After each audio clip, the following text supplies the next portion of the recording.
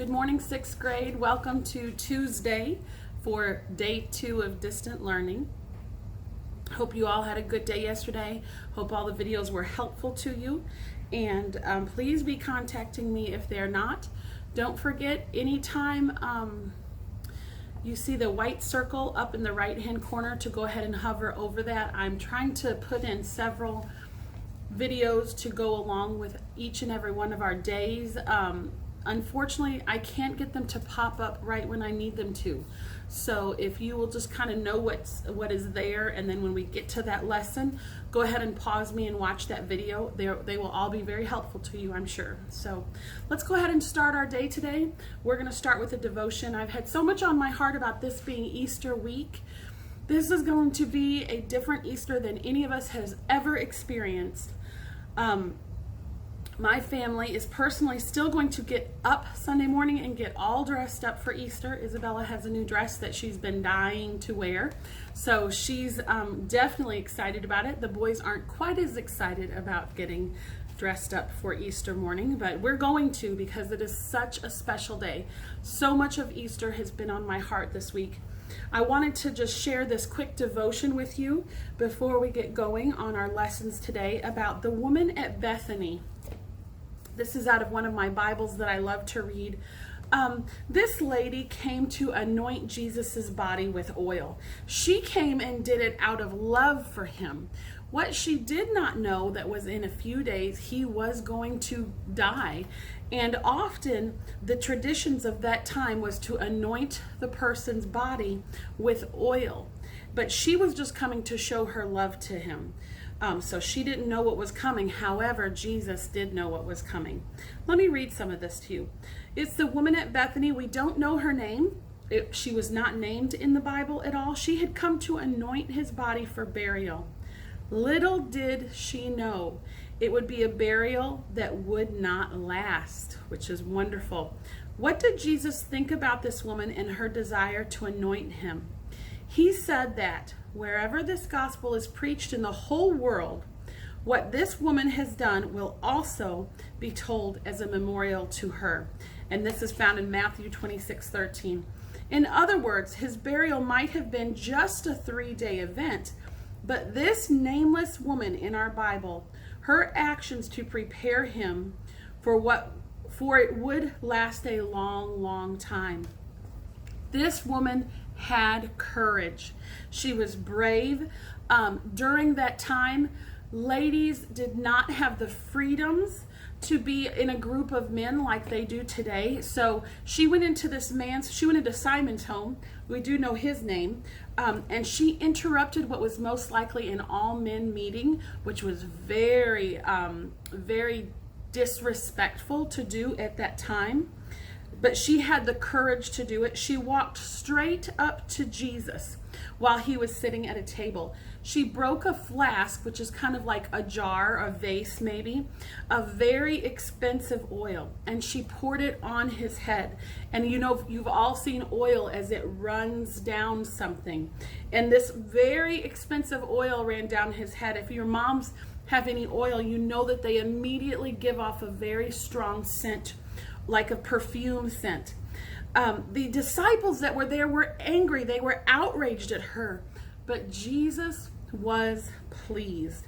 Jesus understood this woman. He understood that she loved him without regard for what the cost of the oil that she was pouring on him. He understood that her gratitude behind her offering was an action of devotion to him. He also understood the sacrifice in this. He understood how much this cost her. She could have sold that oil and bought things that she needed for her family, for her children, for maybe even for food, something that important for her family. But she chose to break this oil upon him and anoint her Savior. He told the disciples that it was perfectly acceptable for her to do what she had done. In the case of this woman, and so often in the service of Jesus, the sacrifice that we do outlives us. This sacrifice that this lady did certainly outlived her. We read about her all the time in the Bible. There are songs that are written about the sacrifice that she did.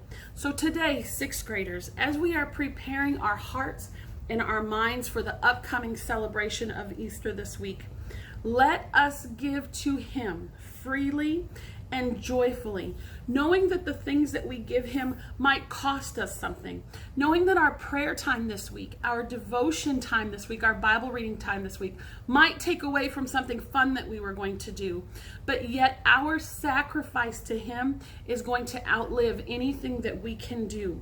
Let us love him this week harder than we've ever loved him before. Let us love him with a passion and an abandon that this woman of Bethany did. Let us give to him the sacrifice that will outlive us. So today I want to ask you, what are some things that you can do to sacrifice for him for this week, upcoming week before Easter? Is it time alone in your room in the Word or in prayer time? Time that your mom or your dad or your grandparents are not calling you together to have prayer time. Something that you do on your own for him. Maybe you want to write a poem or something that's just between you and him. Let's give some time to him this week to show our praise to him, to pour out our oil of anointing just like this woman of Bethany did. Easter's coming up. I know our church is preparing an amazing online service. So if you don't watch online at your church Easter Sunday, please join in at FAC Maryville. You can find it on Facebook. You can also find it on YouTube. It's going to be a great day. Different than what we're used to, but yet a great day. Let's bow our heads and pray together before we begin our lessons. I will ask that you will pray out loud in your home with me. I know the Lord is hearing us. I know he is helping us. Let's bow our heads. Dear Lord, I love you today. Lord, I thank you for this special week that's coming up. I thank you, Lord, for all that you did for my sixth graders, for myself, for my family. Lord, in the time that you were beaten for our healing, Lord, the time that you were crucified for our sins. Lord, help me never to take Calvary for granted, God. You have given so much to us in that moment. But the greatest thing of all, Lord, that you did is that you rose again, and we celebrate that this weekend. I pray that my students will take some time of sacrifice this week to you. Lord, I pray that you will speak to their hearts and their minds, Lord, about your soon coming return. Let us be ready for this time. Lord, I ask that you will help us on our studies today. Lord, I pray that you will help me and guide me to give me the direction to help my students to comprehend everything that I teach them, everything that I say during this time of distance learning. Lord, watch over and keep my students and their families during this time. We love you, Lord. We give you the praise and the glory for all you've done. I thank you for the mighty presence that I've felt during this time in our life. I love you, Jesus, and thank you, Lord. In Jesus' name, amen and amen. And we will be going into math this morning. Make sure you have your protractor and your compass ready. You will also need notebook paper. So math is next. All right, we are moving into math, sixth grade, and we're still on angles and circles. I think you're going to enjoy our class today. Today we're not only measuring angles, but we are also drawing angles. And we use a lot of the same methods, so I don't think you're going to have any trouble with it. So, but first, before we get started on that, we're going to go ahead and do our speed drill. You should have had a speed drill, of course, in your packet. You did the first one yesterday. It's going to be page 79. We are not going to do lesson 103, so if you haven't already, just kind of put a nice, neat X through that. You will, of course, be returning this whole speed drill to me in your packet on Thursday. We're going to go down to lesson 104, and you should all be good at this. It's multiplying, subtracting, adding, and dividing. I'm going to give you a few minutes to do that. If you haven't done so, go ahead and pause me and get that done, and then come back after that's finished to learn more about angles. All right, you should have finished your speed drill. Of course, you had to pause me. You couldn't have done it in the last 30 seconds. But as I said earlier, we're moving on to angles. And want to go over this chart just a little bit, and I wish I could figure out how to get you to see it better. Here's a protractor like we talked about yesterday. The main thing, two things that I want you to really remember about a protractor is its vertex marker, how you line this vertex marker up on your circle with the center of a circle. All protractors are different. Just like we found out our compasses are different. Some of you have the metal compasses, which are great. Some of you have the plastic compasses, which keep opening up on you. Protractors are different as well. But you will have some sort of a marker that'll either be a line in the middle of your protractor, a dot, a cutout like my big yellow one does. You need to know where your vertex marker is. Also, the second thing that is so important about your protractor is to realize it has two scales. It has a bottom scale and it has a top scale that measures your angles. You are always going to start reading the scale that starts at 0. And as I said yesterday, some of your protractors don't start at 0. This one doesn't either. It actually starts at 10. But of course, what's going to be our first line here, even if it doesn't say it? Yes, 0. So you're going to always start reading at 0. If you can look carefully, you'll see that they have drawn an angle here in kind of a purpley color. Here's your angle. Here's radius 1. Here's radius 2. So they've put their protractor on. They're lining their vertex marker up with the vertex of their angle. And they're following this line out to the 0 scale. On this side, the 0 scale's on the inside, so they're going to go up, up, up, up, up, up, up, up, around until their line crosses. Now, the answer right here tells us that the angle is 120 degrees, but right above that it says 60 degrees, so you're going to have two options, but do not go with the option that doesn't follow your 0 scale. Our angle is 120 degrees. Later, we're going to learn a little bit more about acute angles and obtuse angles. You'll know that obtuse angles are always going to be more than 90, but I don't want to go into that too much right now. So right now we have a 120 degree angle. So that's just a little bit of review from yesterday. Straight edge of protractor is directly on one side of your angle. Now today we're taking it in a little different direction. And I'm going to, let's see here, figure out which way I want to go. I've drawn a circle over here for you on the board. Today we're going to make angles instead of measure them. You will use your protractor to make an angle as well. I've drawn a circle here. It's kind of a little lopsided circle. Looks a little more like an egg in some places than a circle, but use your imagination with me on that circle. This very first angle that I'm going to make is 90 degrees. This little mark you will see often in your book, and it means angle. So angle, 90 degrees. If they have just given you a circle, most of the time they're going to give you a center, but if they haven't, you can always fill a dot in for the center of your circle. Now, I'm going to draw a radius, which is, of course, from the center of my circle to the outside of my circle. Make sure that it goes all the way to the outside. I can use my protractor as a straight edge or a ruler as a straight edge, whichever you prefer. Now I'm ready to construct my angle. I'm going to measure up the vertex of my protractor, which mine has a little cutout dip if you can see it there, with the center of my circle. I'm going to let this line, my radius that I drew, follow me out to what side? My 0 side. I'm supposed to draw a 90 degree angle. Hope you can all see that. So I'm going to go up, up, up on my 0 side to 90 degrees, and I'm just going to make a little mark right there. See how I did that? Can you see my mark? It's kind of hard to see on there. There's my mark. Now that I have my mark done, I'm going to take my straight edge, line the center of my circle up with my straight edge and my mark, and I'm going to draw from the outside of my circle to the center of my circle. And now I have made a 90 degree angle. If you remember way back before spring break, we learned that 90 degree angles are always right angles. So you will usually see that little square right there to let you know it's a 90 degree angle. So not too difficult. I want to make a few more for you before we begin our bookwork. Let me see if I can use my original circle here. Now, over here, I have 3 angles written along the side, 80 degrees, 60 degrees, and 130 degrees. I think I might be, I'm going to draw my 80 degree angle and my 60 degree angle in the same circle, because you're going to do that a lot in math in 6th grade, and that's possible to do actually. So I'm going to draw my center of my circle.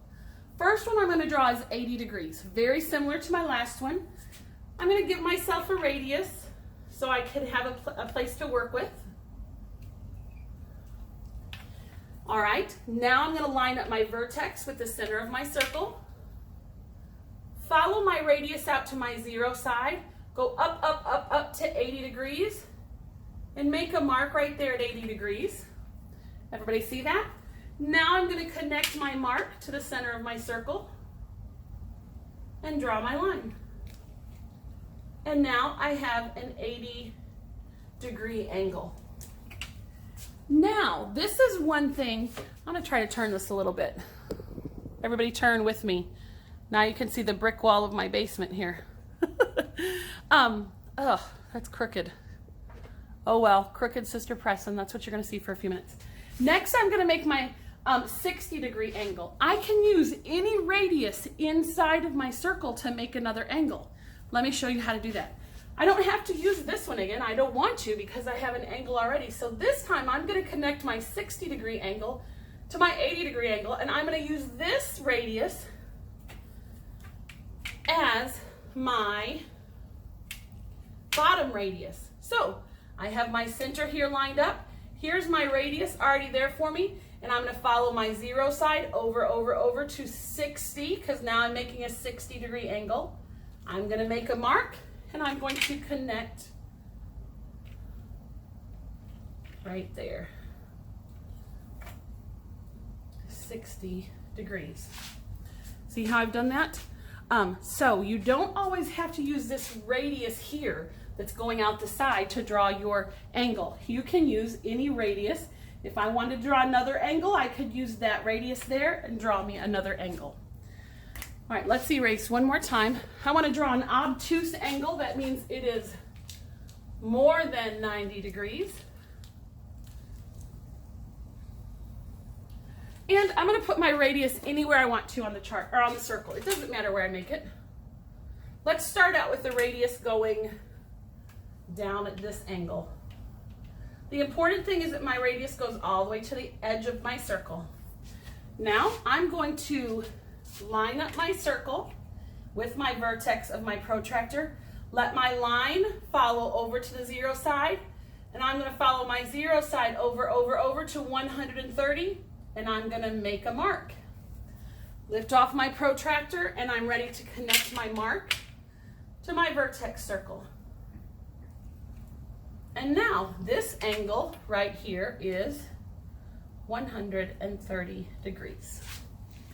So I hope that clarifies how we make our circles. I'm sorry, how we make our angles. Let's go ahead and go to our book today. We're going to open up to page 223. Let me get this where you can see me. 223. Constructing angles in a circle.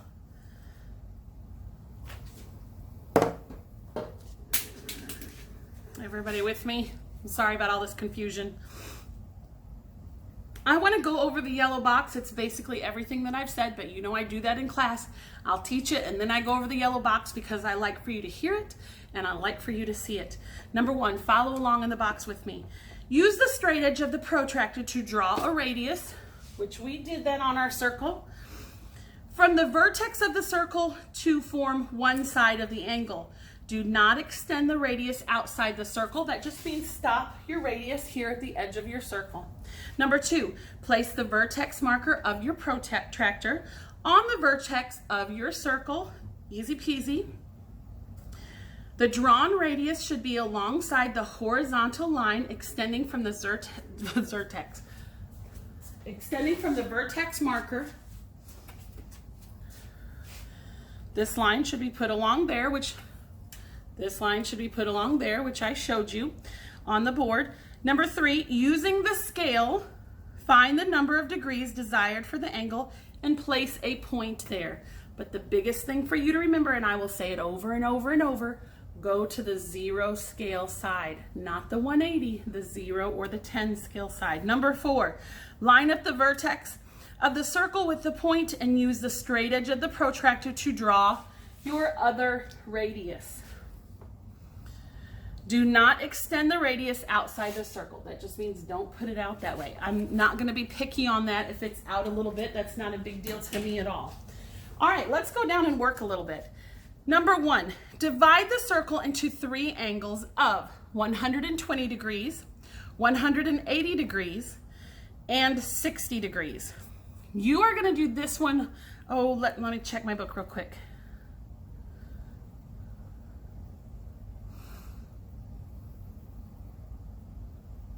Yeah, I'm gonna go back. Sorry, guys. I've written myself so many notes here and I'm going back and forth. Before we start this, get you out a clean piece of notebook paper because I want you to start your paper that you will turn into me. Get out a clean piece of notebook paper. In the top right-hand corner, put math, page 223. I am going to do number 2 with you on the board. You don't have to do number 2. I'm trying to see what your syllabus says, but I think I've moved it. I do want you to do number 1 in your book. I'm sorry, not in your book, on your notebook paper. You'll need to draw a circle with your compass. It doesn't have to be a certain length of a circle. The radius doesn't have to be a certain length.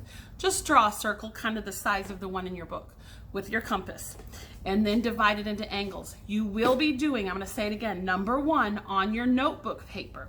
I'm going to do number 2 with you right now to show you how to do number 1. So let me get my protractor back over here.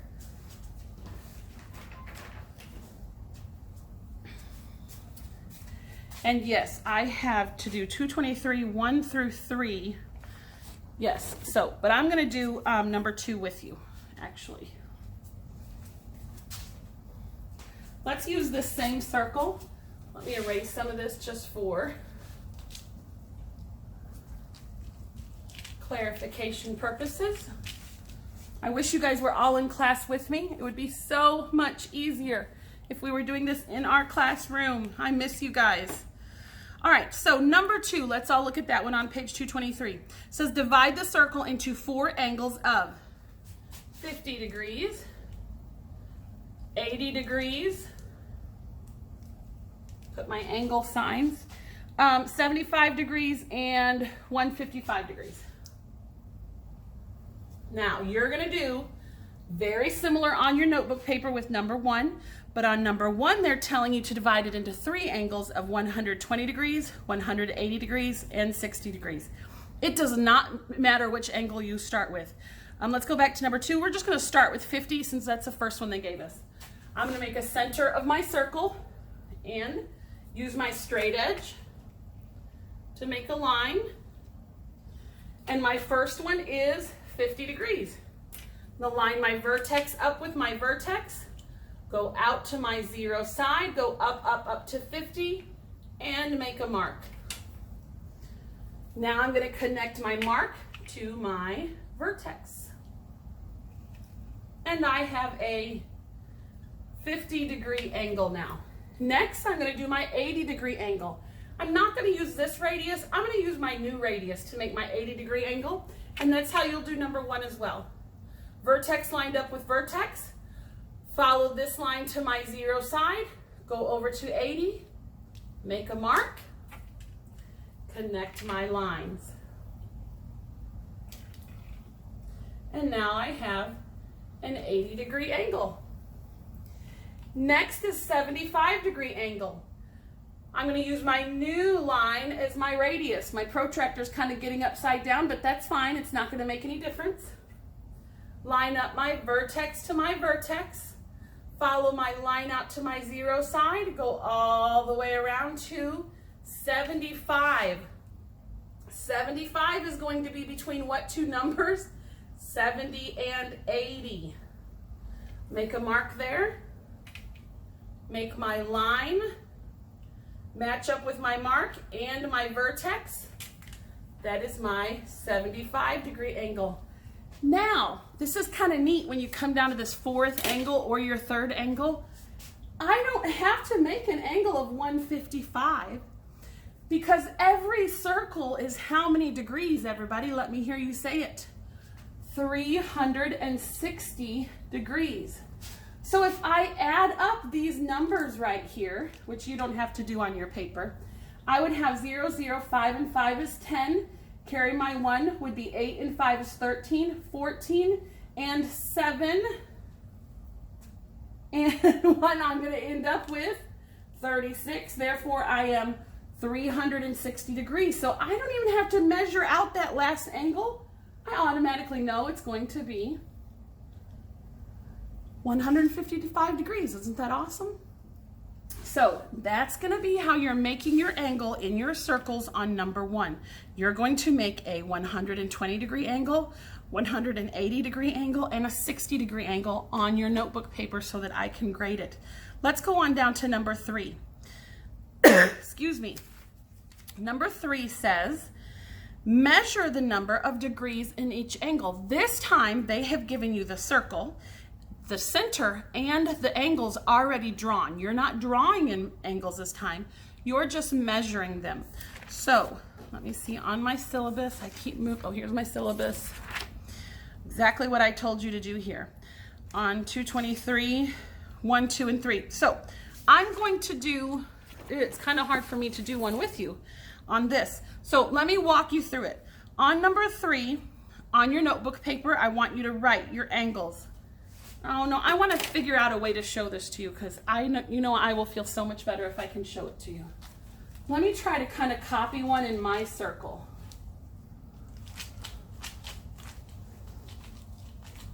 Let's see, I'm going to do B because I think it would be easier. You do not have to do B on your notebook paper. You will only need to do A because I'm going to do B for you. So I have a vertex on B. Kind of have a radius going out this way, and I should be using my straight edge, but our time, I'm already at 18 minutes. Oh, goodness. Then I have a line here, and I have a line here. So I'm going to go ahead and measure these angles. Now, it doesn't matter that my line's not going straight out. I'm going to line up vertex to vertex, follow out to my 0 side, go up, up, up, and this one is approximately 80 degrees if I had drawn it correctly. See how I measured that? Now I'm going to measure this angle. Vertex to vertex. Follow this radius out. 0 to, we're going to kind of 140 degrees. Do you see that following my 0 side? 140 on that one. I'm not following as closely along with the book as I should. All right, my next one, I'm going to line up vertex to vertex on this radius.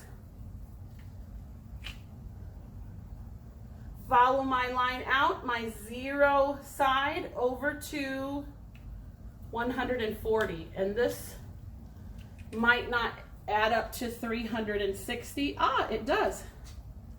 140, 140, and 80. Hallelujah. Oh, sorry. Oh, goodness. I need my chalkboard. I need my classroom. I need my students. 130 or 360 degrees. So that's how you're going to measure that. Now, what makes it a little kind of different than what you're used to? Look, go ahead and look at A on your book. It says angle UXY. So go to U on the outside of your circle. Go to X, then follow it up with Y. You're going to measure that angle first. UXY.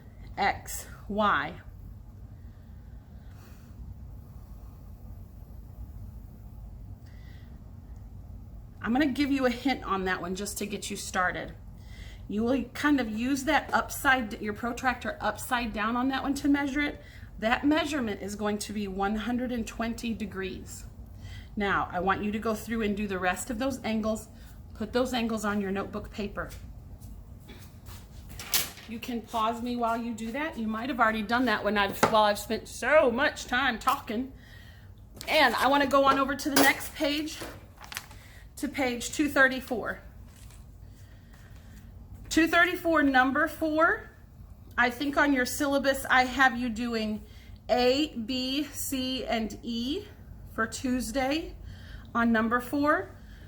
You will be giving me 2 answers per problem on there. It says complete this chart, and you have the diameter, 3 answers. The diameter, the circumference, and the area to complete on those. Make sure you use your formula. Make sure you give me your labels on that. I'm going to very, very quickly do C with you. I think it's C that I'm wanting to do. A, B, C, and E. I'm running out of time to do it all on the board. Let me talk you through it. Fill these answers in on your book for C. They're giving me my diameter in C. Everybody look at C on your book with me. Giving me my diameter of 6.4. However, my radius, if you'll remember, is only going to be half of that. So if I divided 6.4 by 2, my radius is going to be 3.2 yards. I'm going to do this, I'm just going to talk you through it in case you need a refresher. All right, so now I have my radius and I have my diameter. Next, they're telling me to find my circumference. If you look on your formula sheet, your formula for circumference is C equals pi times D, or you can use it for your radius as well. It doesn't matter which formula you use there. So then you're going to say C equals pi, which is 3.14, times D of your diameter, which is 6.4. You'll multiply those together and get 20.096 yards. That's your circumference.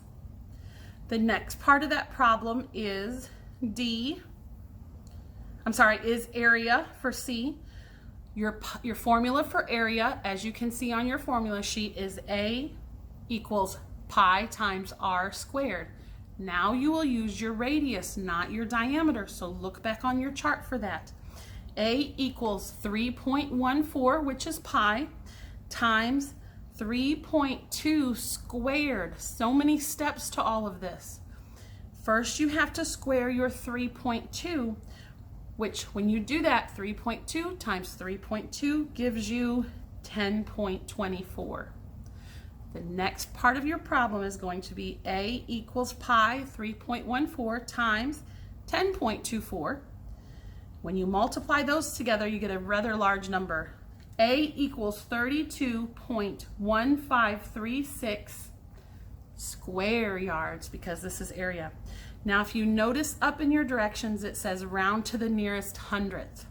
We are not going to round to the nearest hundredth. Just give me your full answer. I'm not worried about you rounding, so you can cross that out in your directions. And wow, I have talked a long time again on another lesson, and I keep trying to shorten it down. You do have some review to do. I know this feels like a lot of math work. Let's go on down to review real quick. Excuse me, I'm going to sneeze. Bless me, bless me. That pollen is getting to me. Number 5, review. These are the circled numbers I have on your syllabus. C, G, I, J, K, and L. To make this a little bit easier, I'm going to walk you through it, and I'm going to do it fast because I'm at 25 minutes. On C, don't forget, you have an improper fraction. They want you to change it to a mixed number. Therefore, you're going to drop that heavy, heavy number into a what? I hope you said division house, and divide by 7 to get that answer. On G, you're going to turn that mixed number to an improper fraction. And remember, we do that by our, lost my marker. Let me see what number we have here. 3 2/3. No glasses on, guys, so hope that's correct. Remember, we do our little circle. 3 times 3 is 9, plus 2 gives us 11/3. So before you multiply these two, you have to change those mixed numbers to improper fractions. Going on down to H, I'm giving you huge help on H. Round off 1.4326 to the nearest hundredth. What number is in your hundredth place? Let me hear it. 3 and 2 is your determining digit. So are you going to round that 3 up or stay the same based on your determining digit of number 2? Going down to J, change 0.325 to a percent. You want to move that decimal point towards the percent sign. Don't forget that part. K, find the perimeter of the parallelogram. Oh boy. I've already given you so much work. If you haven't done K yet, don't worry about doing K. I'm not going to mark that off. And I'm not going to mark you off for K and L. If you do K and L, I will be giving you some major extra credit points. You do not have to do those if you haven't already, just because I've taken up so much time for your math class today at home. So we are stopping with math. All of the work that I just talked to you about on 233 and 234 need to be on your notebook paper. Put that in your folder that you've gotten, so when you bring it to school on Thursday, it will be all ready for me to grade. And I will see you in our next class, which will be language. Thank you for being patient with me and my board and all that good stuff. I love you guys. Hello, 6th grade. We are now in language. So go ahead and get out your language book and prepare for that. We are going to be doing a major review today, not learning anything new. We are still on pronouns. And before we get too far along in our lesson of review, I want to tell you where I majorly goofed today. So if you have out your syllabus, get that out. I get the award for the most unorganized teacher during COVID-19. I did not send home Wednesday's language worksheet, page 43, and I did not send home language pronoun worksheet, page 45 in your packet. I thought I had those already in your packet and they are not in there. I also did not send home today's history worksheet, page 49. So you're going to be doing less work this week than what I had originally planned. Totally my fault. But so if you see those, or if you're working ahead and you see that those are not there, don't get panicky. It's not your fault. It's totally mine. So we're just going to jump right into language because, again, I spent too much time on math, so I'm going to try not to keep you nearly that long today in language. But we do have some review. Go ahead and get out a clean sheet of notebook paper because you're going to be sending some of this back to me today, back to me on Thursday for me to grade. And we are opening up to page 185. 185.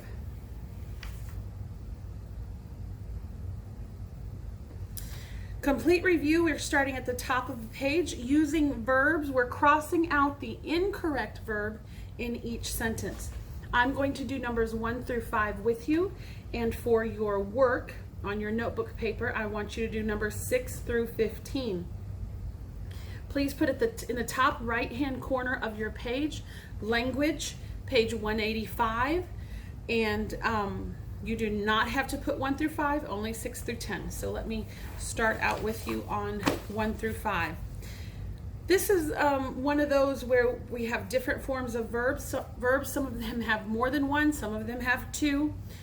All you need to do is write on the blank for your answer is the correct verb. You don't have to rewrite the sentence or anything like that. Just give me the verb that you feel is correct. For example, number 1, the paper airplane blank several feet as a gust of wind blank it. So we have 2 forms of the verb rise here, and we have raised and rose. The paper airplane blank several feet. I can hear many of you saying rose. Rose is the correct answer. As a gust of wind blank it. Catched or caught, and we know that the correct form there is caught. So if that had been part of your homework assignment, you would have written number 1, rose and caught. Everybody understand how we're working this? But again, you don't have to do 1 through 5 on your paper. You can just do it here in your book with me. Number 2, those of you who blank holes for the fence posts have blank a fine job. 2 verbs here. Those of you who digged or dug. Past tense here, we definitely want dug. Holes for the fence post have did or done a fine job. Again, past tense, but look what we have here. We have a helping verb of have, so our correct form is going to be done. Have done. Number 3, he sat or sat down and slept or slept in his easy chair. If you'll remember several weeks ago when we were still at ACA, we talked about when you sit down, you actually sit physically down, but when you set something down, you're placing it, such as you're setting your books on your desk. You are setting the table. So which verb do we want to use at the very beginning? He sat. S-A-T is correct. And did he sleep? He did not sleep. We all know that's not a word. He slept is the correct form in his easy chair. Number 4, the Harrises have went or gone to Paris on their vacation. Wow, I'm having a hard time today, guys. The Harrises have gone. We have our helper. Today I go. Yesterday I went. I have gone is the correct one with the helping verb. Number 5. Oh, some of you 6th graders have a lot of trouble with this. These two verbs, can and may. Remember, may asks permission and can tells if it's a possibility or not. Can Jonathan go to the beach with us, Mrs. Parks? Or may Jonathan go to the beach with us? And we know it's asking permission, so yes, it is may. The rest of them, I keep saying 6 through 10, it's actually 6 through 15 on your paper. So number 6 through 15. Number 6 will have 2 answers, 7 2 answers, 8 2 answers, and so on. 9 will only have 1. So if there are 2 multiple choice situations there, make sure and give me both. Go ahead and pause me while you finish those up on your notebook paper. I'm going to continue moving at using nouns on the bottom of page 185. We're going to do all of this together. You do not have to have any of using nouns on your notebook paper, but I would like for you to put the answers in your book. Using nouns. For the nouns of the following sentences, write S above the subject, PN above predicate nominative, DO above each direct object, IO above each indirect object, and DA above each noun of direct address. This is major review for us. I want to quickly go over it just to get it kind of back in our mind, keep it fresh in our mind. Number 1, Mr. Allmeyer is an excellent pianist. Mr. Allmeyer, first of all, it's at the beginning of the sentence, which is where you can likely find this what? Mr. Allmeyer is our subject, so you need to put an S over his name. Now, always look for your verb. It's going to be a great helper in figuring out what your complement is going to be. Don't forget, you can have many different complements. You can have direct object, indirect object, predicate nominative, direct address for complements. What's our verb in this sentence? Mr. Allmeyer is an excellent pianist. It is the word is always a verb. We've said that over and over. So we have a linking verb of is. So pianist is going to be what? A predicate nominative. Very good. If that's what you said, go ahead and write that in your book. Number 2, Ava, please give Mr. Thompson a moment of your time.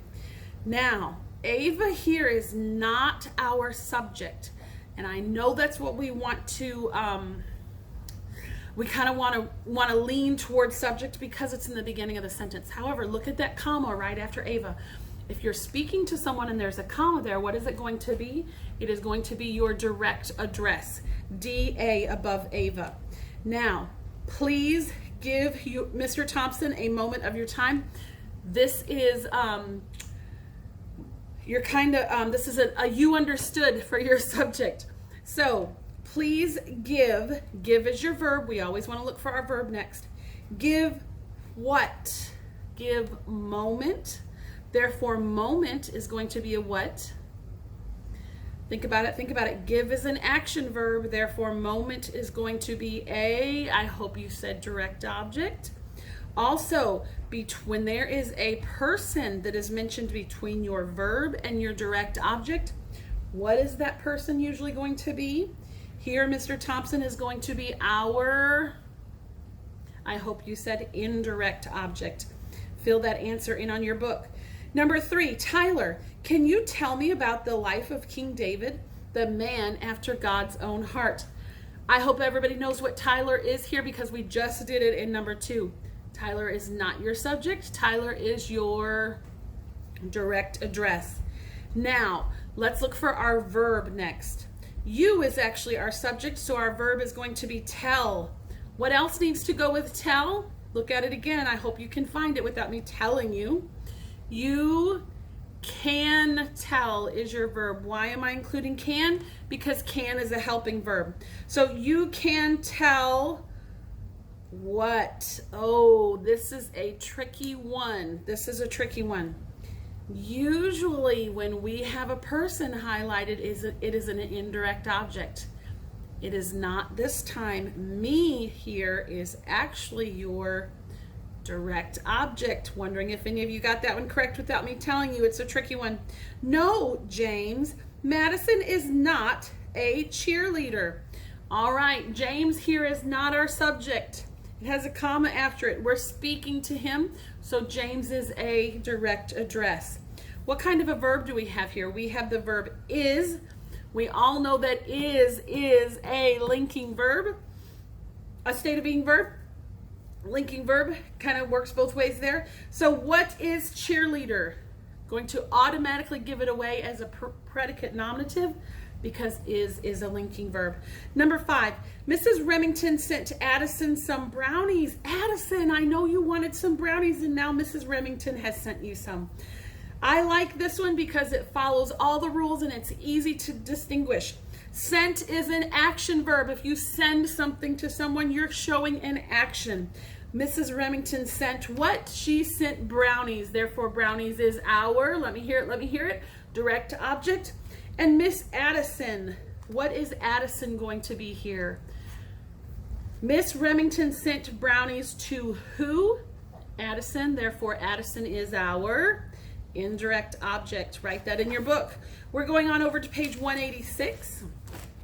And keep your notebook paper out because we're going to put some of these down for homework. Subject and verb agreement in the blank. In the blank, write the verb that agrees with the subject of the sentence. Don't forget, if your subject is singular, you need to use a singular verb. If your subject is plural, you need to use a plural verb. I'm going to do 1 through 3 with you, and I want you to do 4 through 9 on your paper. Number 1, a cluster of grapes. You have 2 forms of verbs to choose here. Was or were hanging just out of reach. Now, this is tricky because grapes ends with an S, making us think that it's plural. But how many clusters do we have? Uno clusters. Therefore, we're going to go with the singular verb of what? I hope I heard Natalie say was. Was is correct. Number 2, neither Mr. Smith nor we boys blank the ability to sing. Poor Mr. Smith. Is our verb going to be has or have? Let's figure out if we're singular or plural here. Neither Mr. Smith nor we boys. All right, we have Mr. Smith and we have a group of boys. So do we have a singular individual here? No, we don't. We have a group of more than one plus Mr. Smith. So our verb, I hope I heard Ella say, is going to be plural, and our verb is have. Number 3, the boxes of fruit blank already on their way. Daniel, how many boxes do we have? More than one? Yes, that tells us the ES on the end of boxes. So are we going to use the singular verb of is or the plural verb of are? And I hope, Daniel, that you said are, because that is correct. Number 4 through 9, go ahead and do those on your own. Put those on your paper for me in nice, neat handwriting, and you should have 1 answer per blank for those. Let's go on down. After you finish that, you can put me on pause and finish that. Going on down to using pronouns. If all the pronouns in a sentence are used correctly, we're going to write correct in the blank. If a sentence contains an error, cross out the incorrect pronoun and write the correct one in the blank. I'm going to do 1 through 5 with you, and then you are going to do 6 through 22 on your own. I am going to go with you through all of these and tell you the exact pronoun that you need to look at, because I think that will give you a little bit of extra help on that. So, number 1, Lauren went to the carnival with she and Grace. This is all review. So if you need to go back and look over your blue boxes on using pronouns, you are welcome to do that. The pronoun that you're looking at here is she. Lauren went to the carnival with she and Grace, but we do want to correct that too. I hope I heard Owen say her. Number 2, the fireman gave us boys a ride on the fire engine. Our pronoun that we're wanting to look at is us. Is it in the correct form? Yes, it is. That is one of them that is correct. Number 5, Jasmine and me must clean the mirrors. Remember, when we are using the pronoun I or me, I said to keep it by itself. Take out the extra name, and let's just say me clean the mirrors or I clean the mirrors. That's easy peasy. I clean the mirrors. So therefore, we're going to change it to Jasmine and I must clean the mirrors. Number 4, the director chose she and Grant for the lead parts in the play. Again, you can take out that extra noun in there and kind of test it with the 2 different pronouns. The director chose she for the lead part, or the director chose her for the lead part. Her sounds correct. The director chose her and Grant, so her needs to be on the line. Number 5, the mayor of the city gave we young people a short speech on citizenship. We is a pronoun that we want to look at here. Is it correct? The mayor of the city gave we young people. The mayor of the city gave us young people. I'm hoping that I heard Lucas say us. Us is the correct form. Number 6. I'm not going to read all these sentences because that would take up so much time. But a lot of times they put these in bold for you, of the pronoun that you actually want to look at. That's why I want to tell you what it is, because it's not in bold this time. So if you want to underline the pronoun that you're supposed to look at while I go through these with you, and then go back and do the work, I will give you a hint that in numbers 6 through 22, in numbers 6 through 22, there will be 5 correct. 5 correct. So that means in 1 through 22, there were 6 correct because number 2 was correct. However, in 6 through 22, there are 2 correct. 6 through 22, there are 5 correct. Number 6, the pronoun you're going to be looking at is me. Number 7, him. Underline these pronouns. It will help you. Number 8, her. Number 9, Addison. You're in number 9 again. You're popular today, Addison. Addison, what all of you are wanting to look at in number 9 is she. Number 10, us. Number 11, they. Hope I'm not going too fast. Number 12, us. Number 13, them. Number 14, I. 15, us. 16, him. 17, him. 18, me. 19, us. 20, me. 21, I. And 22, me. Let me tell you one more time what you're going to be doing here. The pronoun that I gave you, you're going to ask yourself, is that the correct pronoun, or do I need to choose another to make it correct? And there will be 5 that are already correct. Let's go on down to page 187. I'm sorry, on 187, using verbs. Cross out each incorrect verb and write the correct form above it. I'm going to do 1 through 5 with you, and I want you to put 6 through 10 on your notebook paper. Number 1. Again, we're just looking at verbs here, not pronouns. The temperature has rose nearly 20 degrees since this morning. We've been having some beautiful temperatures outside. What do you think? Let's see. I hope Carson said that rose should be risen. Let's cross out rose and put risen because we have a helper there of has. Today I rise. Yesterday I rose. I have risen. Number 2. The bubble busted when it landed on the ground. We have trouble with this verb in 6th grade. Yes, we do. Mari, the bubble did not busted, but the bubble burst. I hope you said that with me. Cross that out and write that in your book.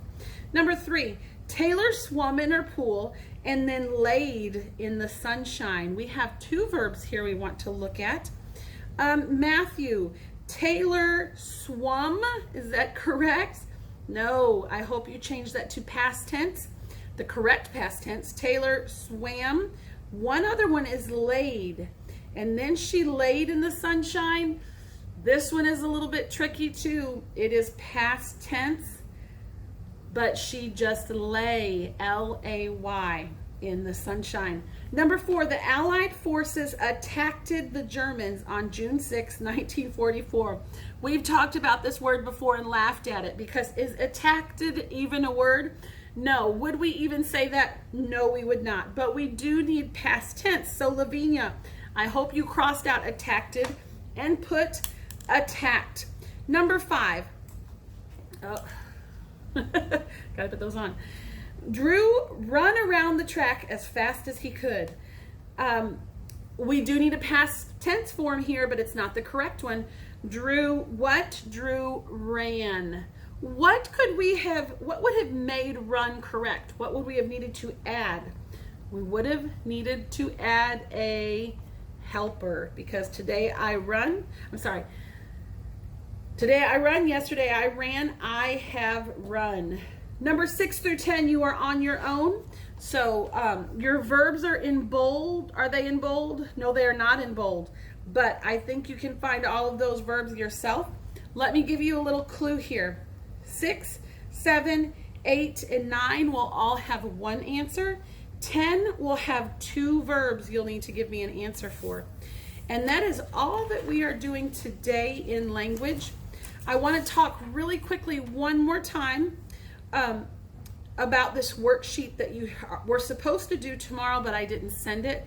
I am going to be doing some of that orally with you tomorrow, so make sure you get back on YouTube and tune in tomorrow because I will be doing that orally and looking for that for a grade in your packet.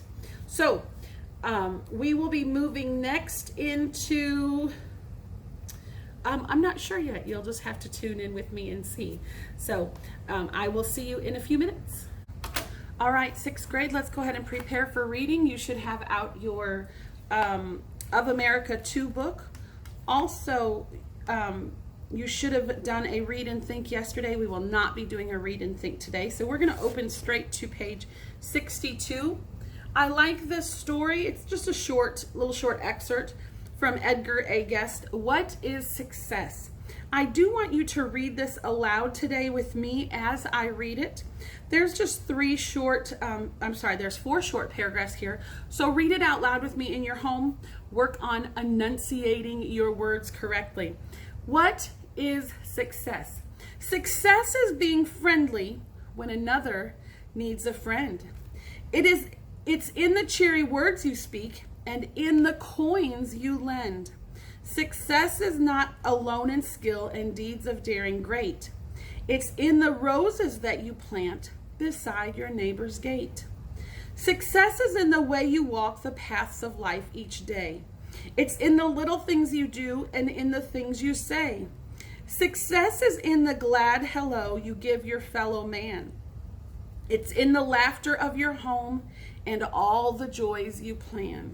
Success is not in getting rich or rising high to fame. It's not alone in winning goals which all men hope to claim. It's in the man you are each day through happiness or care. It's in the cheery words you speak and in the smile that you wear. Success is being big of heart and clean and broad of mind. It's being faithful to your friends and to the stranger kind. It's in the children whom you love and all they learn from you. Success depends on character and everything you do. I love this. Going back to the third paragraph there, the very first sentence, I think that in today's age, in the world we live in, we really think that success is getting rich or rising to fame. Sometimes we think that these great basketball players have reached success, or maybe someone like Bill Gates who has more money than he knows what to do with. Perhaps we think he's successful. But Edgar A. Guest here is telling us that is not what success is. Success is basically comes down to your kindness toward others. I do want you to take out a piece of notebook paper at this time, and I want you to put a label at the top that says reading with today's date. I did notice on your syllabus that I've put 3/6 to 3/9, which is actually March 6th to March 9th. It is supposed to be 4/6 to 4/9. As I've said many, many times, this distance learning, I'm not very good at it. Can't even get the date correct. But I want you to write 5 things on your notebook paper. And I don't want just one word. Kind of explain it to me a little bit. So you want to number 1 through 5, giving yourself some space to write on each one. Tell me 5 things that make you feel successful as a person. Let me give you a few examples. Now I got to get my thinking cap on here. There's many things that I feel successful at times as a parent. I feel successful when I see or hear my children praying on their own without being told to go have some prayer time. That makes me feel successful. It doesn't have anything to do with money. It doesn't have anything to do with fame, but that makes me as a parent feel successful. For example, a couple times in the lunchroom, I have seen a couple of girls, older girls, sitting by themselves at a lunch table. And I've watched as Isabella went over and asked them to come sit at the table with her. That's something that as a mom makes me feel successful. Try to think of some examples. As a teacher, I feel successful in math when I'm teaching you a new concept and all of a sudden I see that look on your face like, oh, yes, I get this. I can do this. That makes me feel successful. Things that I do, sometimes when I walk into one of our bathrooms at home and I see a dirty clothes hamper full of towels and washcloths that need to be washed, I feel successful when I go in there and I open the closet the next time and it's empty. That means I've washed all of them and put them away, so that makes me feel successful. Give me some examples, 5 things that make you feel successful. You can pause me and do that. But we're going to jump on over to page 63 and read In the Carpenter Shop.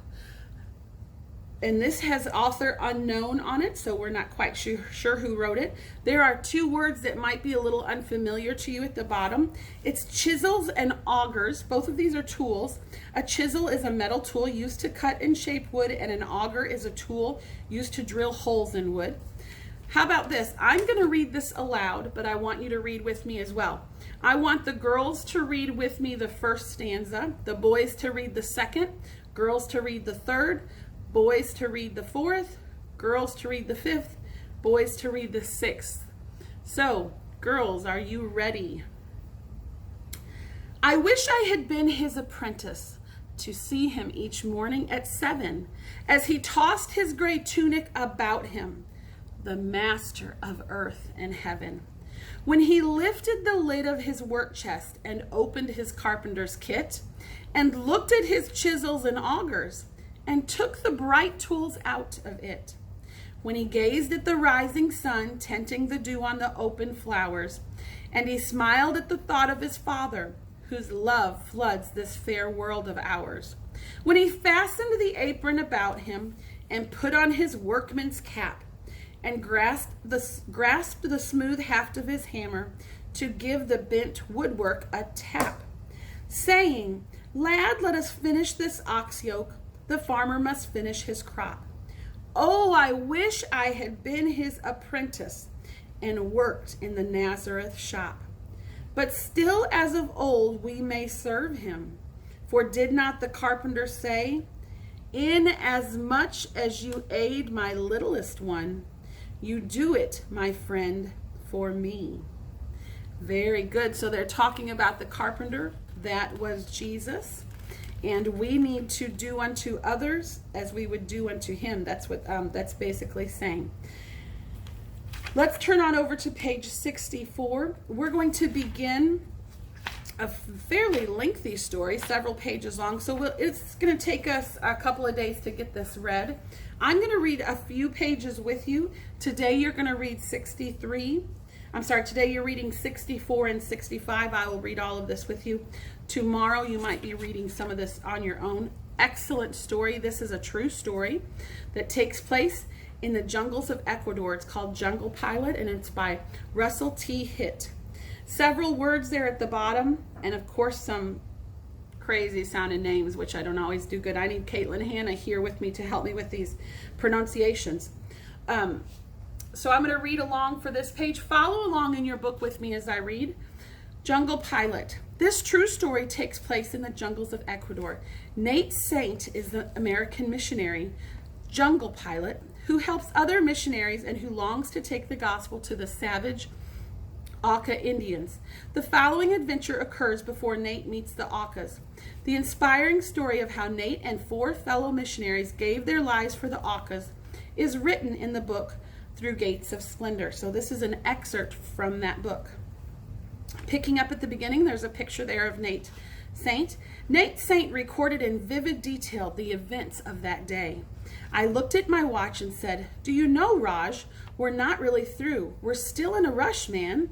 The sun was sinking fast, the shadows high on the trees. The air was getting cooler by the minute. Raj started grabbing his stuff, I said. "No, Raj, we can't take 1 extra pound." I did let him take his syringe and his camera. The rest of his stuff we threw in a gunny sack and tossed to the chief until we could get back. We headed for the airplane, fired the thing up, checked the engine well, and started the takeoff run. A bump tossed us into the air at about 160-yard point. After that, we touched the turf once more, lightly, and then we were airborne. Nate explained to Roger that he had just enough gas in the tank to make Wambimi, a place where prospecting crews of the Shell Oil Company had abandoned some shacks and an airstrip a few years before. The strip of Wambimi was on the edge of the, Shuar territory, about halfway to Makuma. I'll get there eventually. Roger and Barbara had fixed up the strip at Wambimi and spent some time there in outstation work among the Havaros in that area. "Frank is waiting for us at Wambimi," Nate explained. "We've got some gas there in a Jeep can. Didn't want any extra weight for the landing at Santaka's place." "You'll never know how hard we worked," Roger said. "Brother, you don't need say a word," Nate said. "Your face says it better than any of Mr. Webster's words ever could."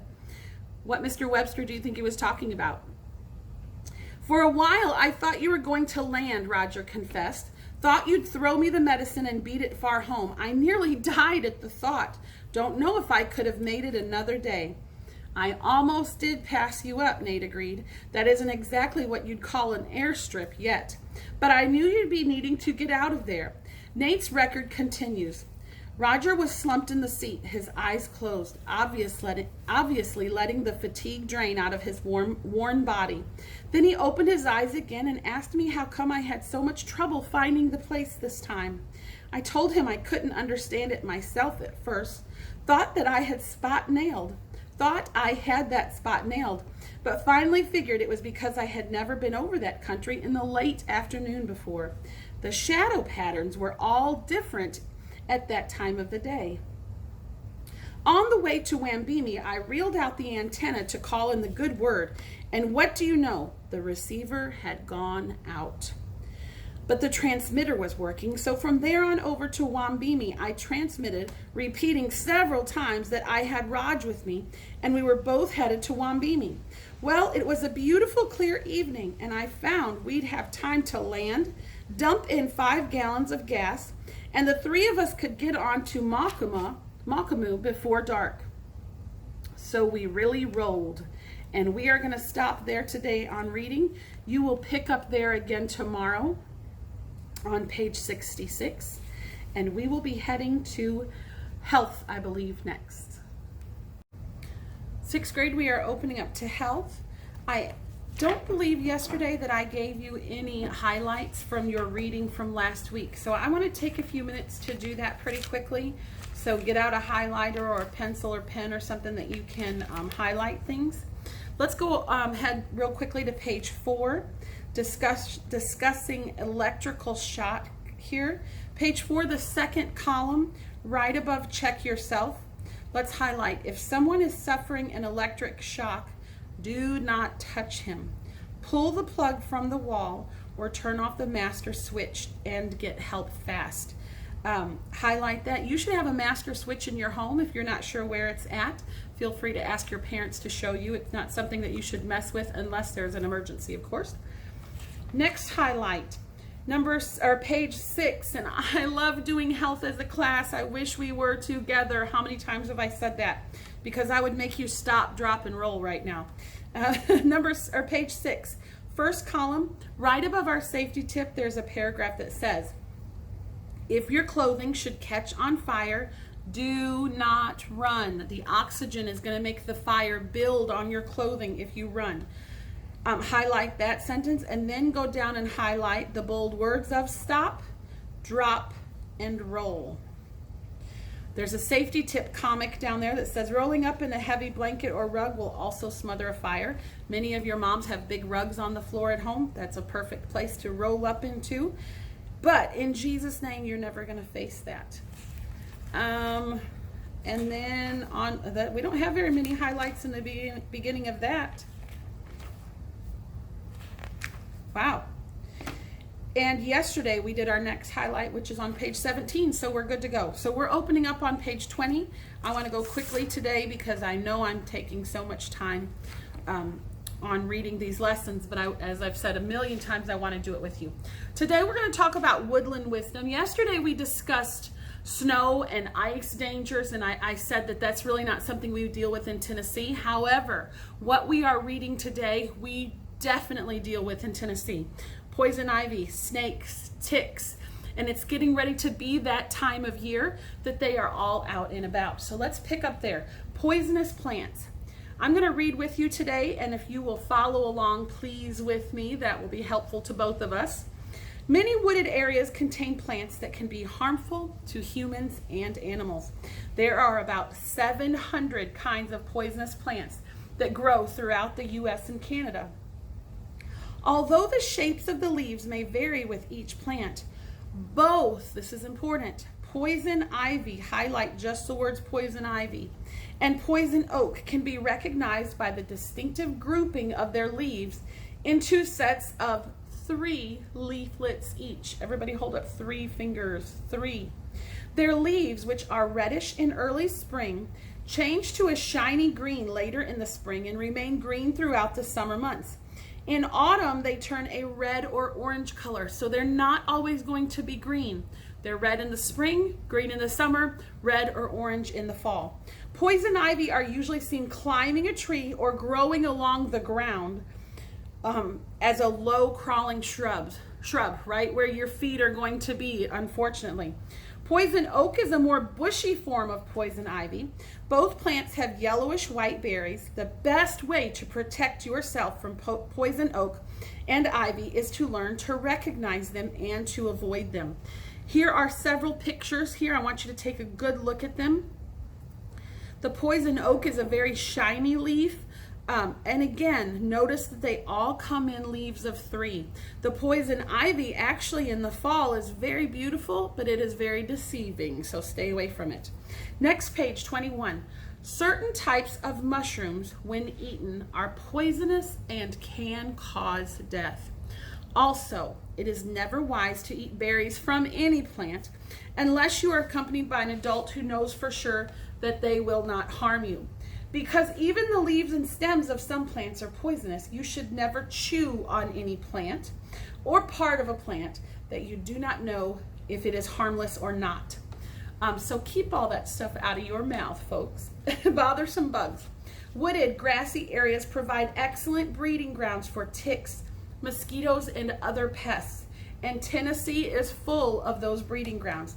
Highlight this. Ticks, just highlight ticks, which survive on blood from animals and humans, transmit serious infectious diseases such as Rocky Mountain spotted fever, Colorado tick fever, and Lyme disease. Highlight Lyme disease. This is the most common disease that is spread by ticks. It is a disease that can make you very, very, very sick. That's why a lot of times when you're playing outside or you're playing in the woods, your mom will say, "Let me check you for ticks," or "Shake off your clothes before you come in the house for ticks." Deer ticks are the carriers of Lyme disease, can be found on bushes and grass in the forest, and often latch onto your pets. These ticks are so small that people often don't remember being bitten by one. Some of these are only as large as the period at the end of this sentence. So take a close look at that period. Tiny, tiny, tiny, hard to see. When you are hiking, protect your skin from tick bites by covering your body as completely as possible. You should not go barefoot or wear open sandals in the woods. If you wear light colored clothes, you can easily spot the ticks and brush them, of course, off your clothing. Before you go on a hike, have someone spray you with tick repellent. Be careful, of course, not to get it on your face. Once the hike has begun, try to stay in the middle of the trail because usually the brushiness of the bushes are along the side of the trail. When your recreational time is over, have someone check you carefully for ticks. There's a safety tip up there, and there's a very ugly wood tick at the top. You know I'm not a bug fan. This guy's pretty ugly. The best way to prevent diseases carried by ticks is to avoid contact with ticks. That's pretty self-explanatory right there. Venomous vipers. If you hike in one of the New England states, the Arctic tundra, or the frozen lands of Antarctica, you will rarely come into contact, of course, with a poisonous snake. If, however, you live in one of the other regions of the world and desire to tread your way through swamps, deserts, or woodlands, you may need to guard against snake bites. The only poisonous snakes in North America are the pit vipers and coral snakes. A pit viper can be easily distinguished from other snakes because of its elliptic pupils or the closed curve. However, I don't really want to get that close to it. Like those of a cat, and the deep cavity or pit on each side of its snout between its eye. Let's go ahead and highlight that. The deep cavity or pit on each side of its snout between its eye and nostril. And you'll highlight that second part on the other part of the page there. And of course we have several pictures of these very ugly snakes, which give me shivers. These pits are sensitive to heat and help the snake to locate prey, even in the dark, because of the prey's body heat. The most common pit vipers are the rattlesnake, copperhead, and the water moccasin, which is also called a cottonmouth. Highlight this. The coral snake has round eyes and no pit. Stop highlighting. However, this deadly snake can be easily detected because of its brightly colored red, yellow, and black bands. Highlight colored red, yellow, and black bands. You'll know that is a coral snake. It is often confused with the scarlet king snake because of the color similarities between the two. Keep in mind that the coral snake has red stripes surrounded by yellow stripes, while the scarlet king snake has red stripes surrounded by black stripes. Safety tip. Red on yellow will kill a fellow. Red on black venom lack. Therefore, the red on black venom lack means it doesn't have any venom. Red on yellow, kill a fellow. Red on black, venom lack. And also a little line that I've always heard about poison ivy where it says, leaves of 3 let, oh, we have a safety tip. I'm sorry, I didn't see that. The bottom of page 20 says, remember this little safety tip. Leaves of 3, let it be. In other words, don't touch leaves of 3. And then our other safety tip, red on yellow, kill a fellow. Red on black, venom lack. Let's do this quick checkup together. It is important that the ice be checked each day before you skate on it. Let me double check my syllabus. Yes, let's just do that right there in the book. You don't have to do that on paper. Number 1, it is important that the ice be checked each day before you skate on it. True or false? I'm hoping you're all yelling, true, Sister Preston, true. Number 2, you should have adult supervision whenever you start a campfire. Again, hoping you're saying true.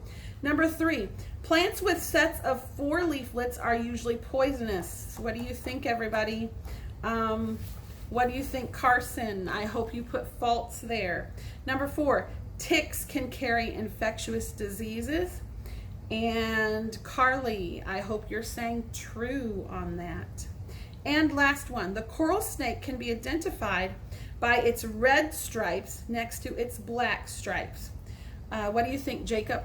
Yes, no? Actually, that one is false. The coral snake is colored red, yellow with black bands. And that's it for today in health. You do have a worksheet to do, page 3, and I really hope I included that in your packet. I believe it does have a front and a back. I did such a terrible job about worksheets this week, so if it's not in there, you don't have to text me and tell me, but I'm hoping it's in there. So if it's in there, it's part of your assignment. I am going to double check all my worksheets next week to make sure I send them all home to you, because as I said, I really failed on that this week. So if it's there, go ahead and do that today and put it in your blue folder to return to me on Thursday. And we are finished with health for today. And we're going to pick up for a little bit of a break during your school day at How to Eat Fried Worms again. We are about halfway through the book. I hope you're enjoying the story. I think it's a fun story. And we're picking up at chapter 15, and this is starting at 3:15 a.m. in the morning. And we are talking about Billy right now. His mother reached out and switched on the light. "What kind of pain are you having, Billy?" He stood beside the bed, clutching his stomach. "In my stomach. Oh, there it goes again." "Did you eat something before bed?" She was pulling on her bathrobe. John. She shook her husband's shoulder. He mumbled sleepily. "Did you eat candy or something before bed, Billy?" "Worms," groaned Billy. "Worms? John! Billy, what kind of worms?" "Regular worms. Night crawlers." She felt his forehead, lifted his chin to look in his face. "You don't have a temperature. How many worms did you eat?" 5. 2 boiled and 3 fried, with ketchup, mustard, horseradish, salt, pepper, butter, to make them taste better. Fried? Ketchup? Taste better? John, wake up! "I had this bet with Alan." "Oh," he groaned again. "Take your hands away. Where does it hurt now? Show me." "It doesn't really hurt so much now. It's just rumbling and gurgling, something awful. "Then why are you groaning?" asked his father, sitting up. "Because I'm afraid it's going to start hurting." "Do you think I'm going to die, Daddy?" "Worms?" his father asked. "Ordinary worms, just earthworms." Billy nodded. "And how many did you eat this evening?" "Just 1 this afternoon, but I've eaten 1 every day for the last 5 days. But they weren't little ones. They were night crawlers, huge ones, as big as snakes almost." His father lay back down, pulling the covers up around his shoulders. "Don't worry. Eating 1 night crawler for a day for 6 weeks wouldn't hurt you. Go back to bed. It's probably all the ketchup and mustard that's upsetting your stomach. Drink a glass of warm water. His father snuggled deeper under the covers. I didn't say eating worms would turn you into an all-American fullback. I just said they wouldn't hurt him. Now go to sleep. John, are you sure? Said Billy's mother. It doesn't seem to me that worms could be a very healthy thing to eat. John, go to sleep. Billy's mother glanced at Billy, shivering beside the bed in bare feet and pajamas, and then shook her husband again. John, wake up. I think we should call the doctor. You don't know whether or not eating worms is harmful. I know you don't. Billy's father groaned and sat up. Now look, I am not going to call Dr. McGrath at 3:30 in the morning to ask if it's all right if my son eat worms. Secondly, I do know that Billy's not going to die before morning. If worms were poisonous, which they're not, he would have been laid up before this. Billy, you've been eating worms for 5 days? Billy nodded. All right. And thirdly, I ate a live crayfish when I was in college and have suffered no ill effects. And fourthly, I am going to sleep. Billy's mother slipped her feet into slippers, stood up and buttoned her bathrobe, and then leaned over the bed and shook her husband's shoulder. John, I won't be able to sleep until you call. John, what about tapeworms or fungus? John, wake up. Billy, you go back to bed. Your father will call Dr. McGrath. John. Billy lay in bed listening to his mother and father arguing in their bedroom. He could only make out a word here and there, usually when his father started to shout, only to be shushed immediately by his mother. Billy got sleepier and sleepier. His stomach had stopped rumbling and gurgling. It was warm and cozy under the covers after standing on the cold floor in his bare feet. Then, in the midst of a foggy drowse, he heard someone dialing the phone in the hall outside his parents' bedroom, and then his father say, "Poison control," and explain the case. Then there was a silence. Billy heard the water running in the bathroom, and then his father said, "You're sure they weren't little ones, they were night crawlers." Pause. "And no long-range ill effects." Pause. His father laughed. "A bet, I think." And the next thing Billy knew, sunlight was streaming through his window, and Emily was skipping down the hall past his door singing. His father stood down the stairs. "Helen, do you know where my green tie with the red stripes is?" So everything was back to normal in Billy's house. Chapter 16, The Sixth Worm. Billy gulped it triumphantly, serene, untroubled. By the door, Alan glowered, his mind racing. He's gonna do it. He'll win. What'll I do? $50. Joe sat on an overturned pail, whistling, gazing carelessly about, sneaking a glance now and then at Billy. What had gone wrong? Why hadn't he cracked? Outside, Tom lurked sheepishly in the bushes behind the stone wall, peering at the barn. Billy knew that once his parents said there was not going to be a problem, that he could easily eat those worms. And we're already on chapter 17, The Seventh Worm. Billy ate it, offhand, sideways, reading a comic book. Alan and Joe squatted gloomily in the barn door, watching him. As Billy was dabbing horseradish sauce on the last bite, Tom's head appeared in the corner of the grimy window. He waved tentatively at Billy.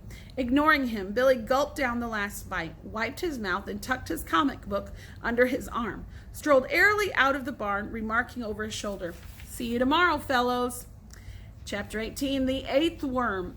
"Where's Joe?" asked Billy, spreading mustard down the length of the fried worm. "He wouldn't come," said Alan sullenly. "It's no fair putting on that much mustard." "Ha ha," said Billy. "Who says? I can put on as much as I like, whatever I like, and you know it. Why wouldn't he come?" "How should I know?"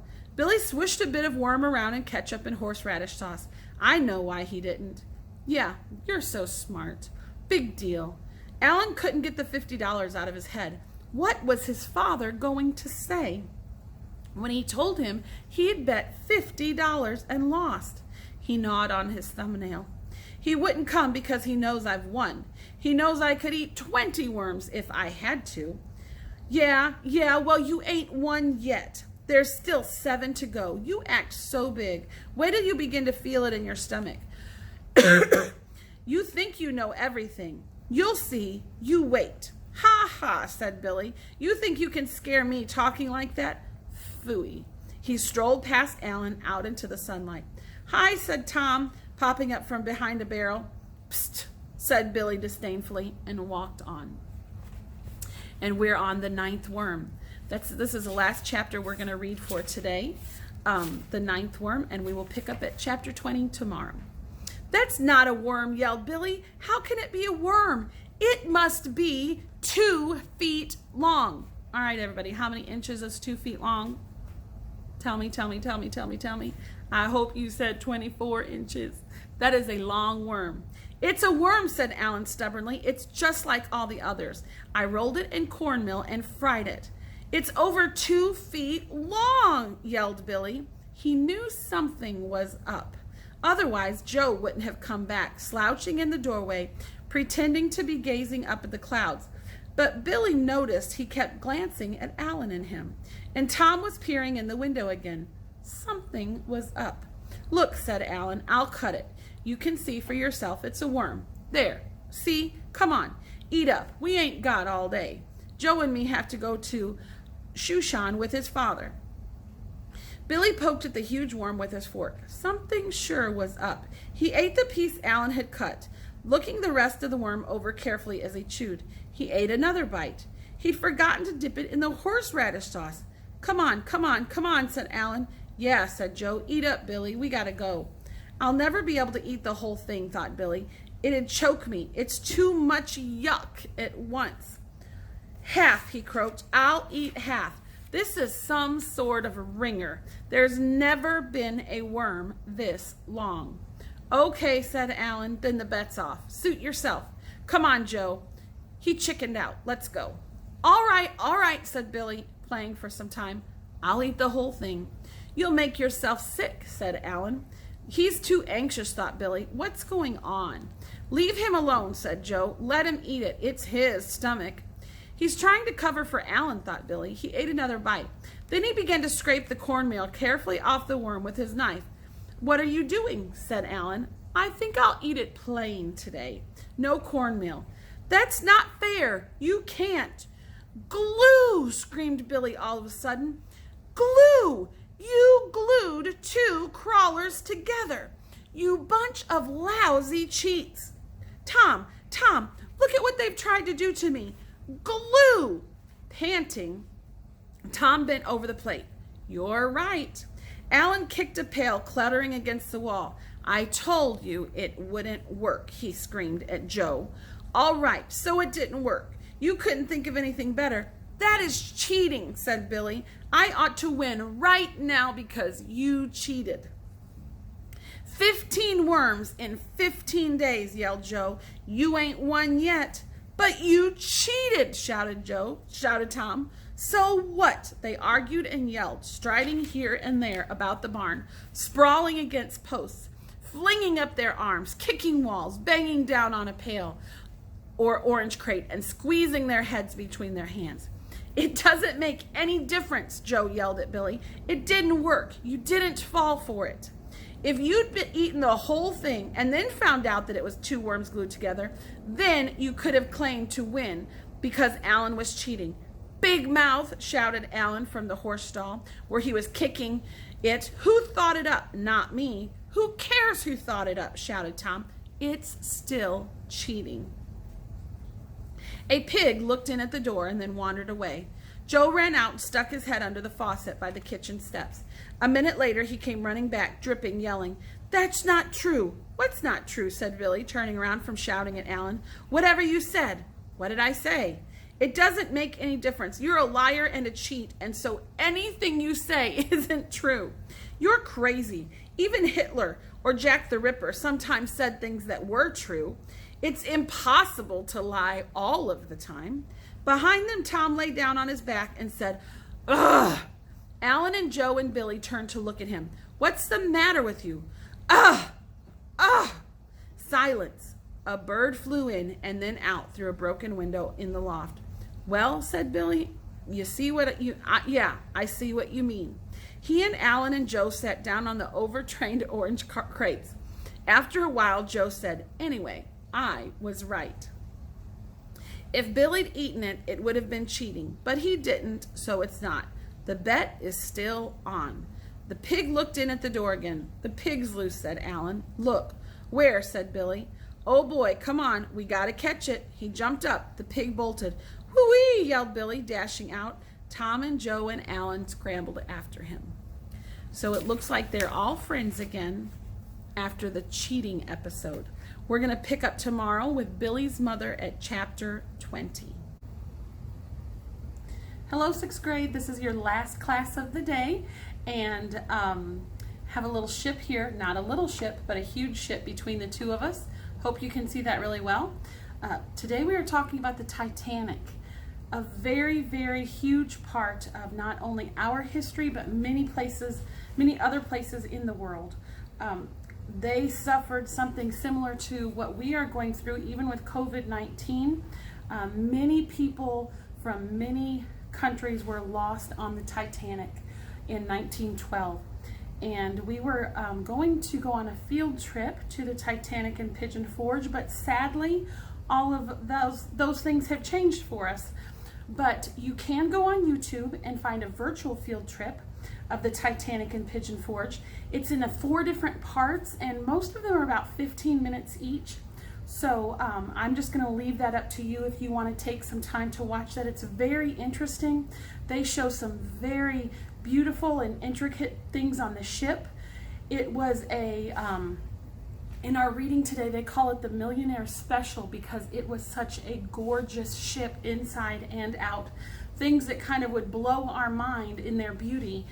And they show some of those things at the Pigeon Forge exhibit of the Titanic. You also get to feel how cold the water was that many of the people jumped into. It was freezing cold, of course, because they did hit an iceberg. Many of you know a lot about this already. We are going to open up to page 219 and cover this important part of our history in the early 1900s. Also, your syllabus says that you need to do a worksheet today, and I didn't send it to you, so you got lucky and you don't have to do a worksheet today. Shame on your teacher. But this Titanic that's in front of me, of course, is just a very small replica. However, it was built by Landry, and it is similar to Legos. I can't remember how many, I want to say over 1,000 pieces. You can't really see it, but there's also some water down here, and there are several icebergs floating in the water. And it took him several days to complete. He did it a couple of years ago, and I've saved it ever since, just because it's hard to take apart something that took so much time to build. But these smokestacks are very recognizable of the Titanic, very popular view of them. This is the many of the rooms that you can see where the people stayed. Many of the poorer people stayed on the bottom part there, and a lot of the workers that were on the ship. And we all know that they said that the Titanic was unsinkable, that even God himself could not sink it. It's kind of a myth that one of the crew members of the Titanic said that. However, it has been proven somehow or another, I'm not really sure how, that he did not say it, that it was a magazine who was trying, a magazine company that was trying to get sales up, and so they actually put on there that even God could not sink the Titanic. But we know that nothing is impossible with God, even though I know he was with those on the Titanic that day at that very, very sad time. Although many lives were lost, many lives were saved as well. So let's go ahead and jump into page 219. You want to highlight the first paragraph. One of the greatest sea disasters in history took place in 1912. The new British luxury liner, the Titanic, collided with an iceberg and sank. It was called the Millionaire Special. The Titanic was the largest, most luxurious ship, that's not sounding right, in the world. It was approximately 100, luxurious. There we go. See, ding, ding, ding, ding. I got it. It was approximately 175 feet tall, which is as tall as an 11-story building. Something, the length of an 11-story building floating in the water. Blows my mind. And it was almost 900 feet long, which is the length of 3 of your UT football fields put end to end. Or Carson would say it was one of his Gator football fields put end to end.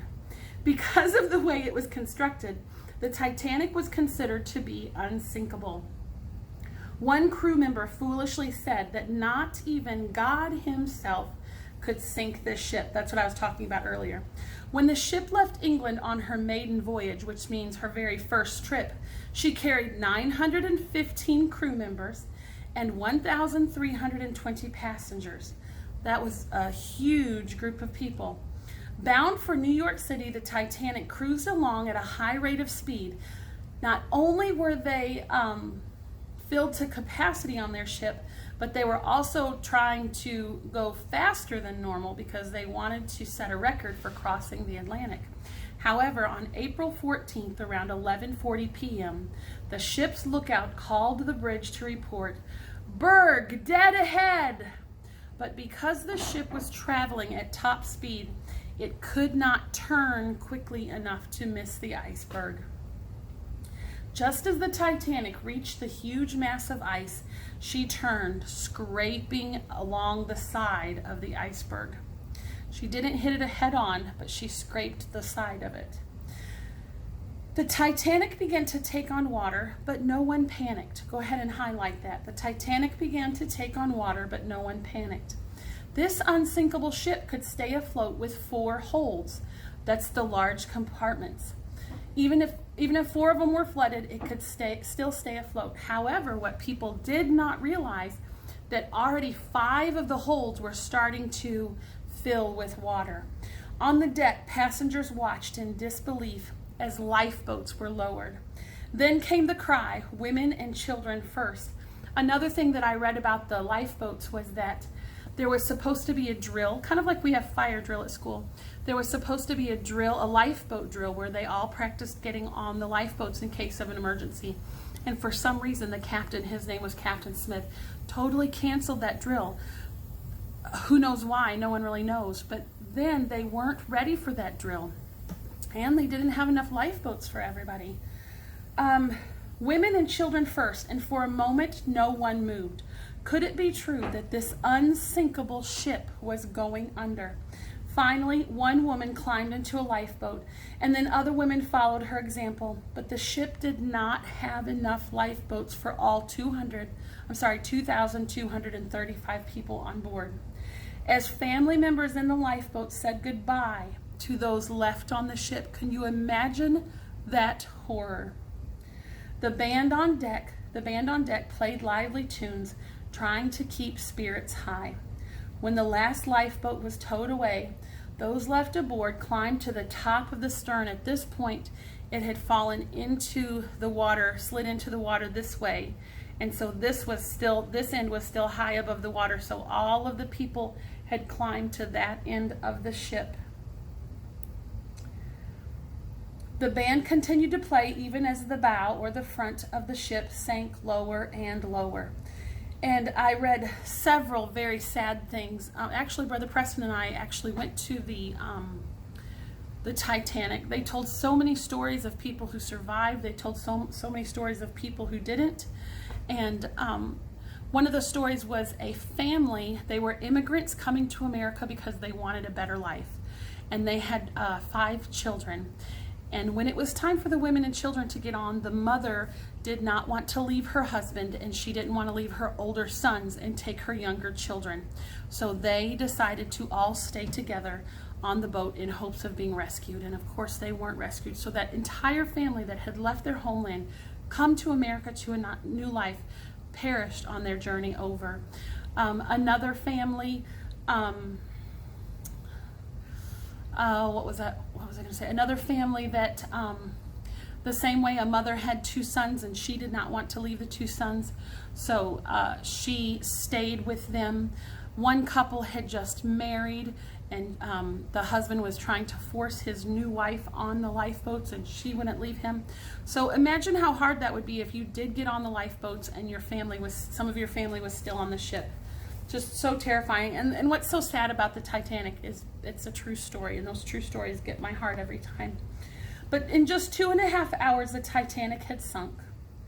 Over 1,500 men, women, and children died that day, many of which were United States citizens or immigrants on their way to America.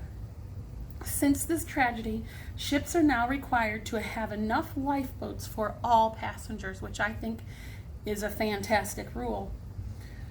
And they must provide 24-hour wireless radio operators. The International Ice Patrol has also been formed to alert ships of dangerous icebergs floating in the North Atlantic.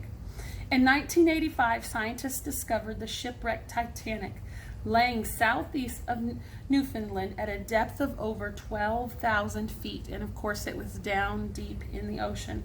With deep-sea cameras, the scientists determined that the iceberg had split the seams in the vessel's hull, and thus it was the great ocean liner that sank.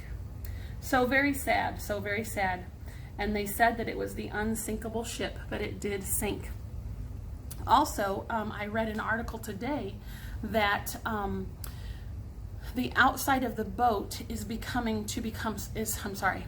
made out of a certain ore that is disintegrating from years and years and years of being in the ocean. And so now, because the outside hull is just becoming nothing, they're able to get their cameras inside to see more of the places inside the ship and the beautiful things that were there. I know one thing that was so popular in the Titanic was the big stairway that went up. There are many pictures, many diagrams on YouTube that you can go and look at. And again, that virtual field trip is really awesome if you just have the extra time on your hands, which you should right now during this quarantine. I'm going to quit talking so you can enjoy the rest of your day. And I will see you on Wednesday morning. Everybody have a great afternoon. I miss you. Wish we were in class together. But we're not. Have a good day.